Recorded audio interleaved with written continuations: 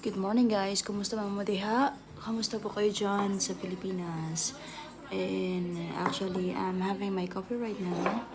Kasi pupunta po tayo sa City Hall nila dito, which is tinatawag na Ayuntamiento.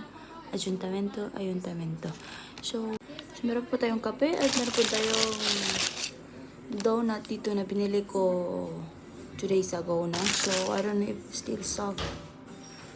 So nakamata tong ugangan no, pero wala lang, okay lang.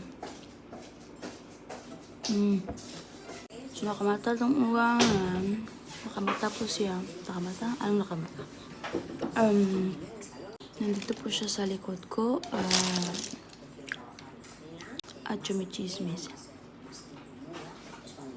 Pero dapat ba tayo mag-stop? No, hindi tayo mag-stop kasi I don't care. You know what? Sometimes gumising siya na wala sa mood.